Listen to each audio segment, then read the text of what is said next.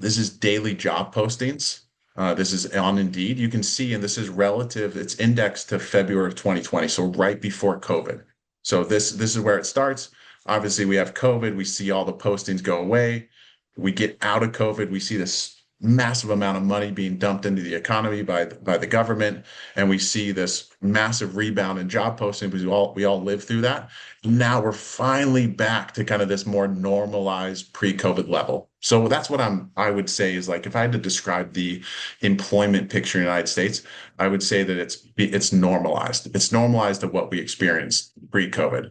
You're saying stable unemployment rate, 4.3%. This is a very healthy number, right? The Fed has two mandates to remind everybody. The Federal Reserve wants stable prices, and it wants it wants full employment or people to be employed. So an unemployment number of 4.3% is very healthy. So they typically want it between 4.5 and 5. Josh, just hang here on this slide for a minute because I think there's a little bit of it. This is one of the most interesting pieces of data in this deck, in my opinion, because the news really wants us to believe there's these incredible mass layoffs, that AI is taking everybody's jobs, but this data doesn't say that. What's the Yeah. disconnect between the news and the data? I mean, I think it's just like the news is trying to sell you something. They're trying to sell clicks, and they want you to click on the articles. And when you see an article saying such and such a company is laying off 10% of its workforce, you start thinking that suddenly every company is going to lay off 10% of its workforce, and it's just not the reality of the situation. It's not what we're seeing. And to your point, Morgan, I think that this data is really interesting in that context. So this is data that comes out every single Thursday.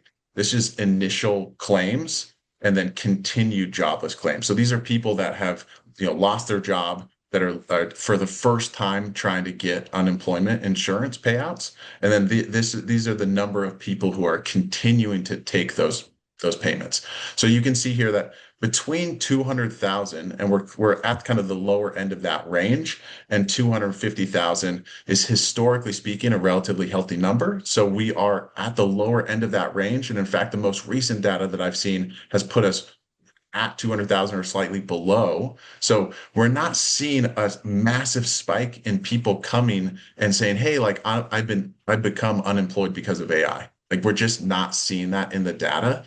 And then I think this is even more interesting is yes, we saw some weakness. And if I were to extend this chart, it would look something kind of more like this, where we saw some weakness in the sense that we saw more people stay unemployed, right? But now we're seeing the exact opposite. We're seeing that normalization. And a 1.7, 1.8 million print is very normal. So this is like nothing to be concerned about. And the reality is the trajectory is, I think, the more important thing here, where we saw weakness, we've seen it kind of stabilize, and now we're seeing it improve.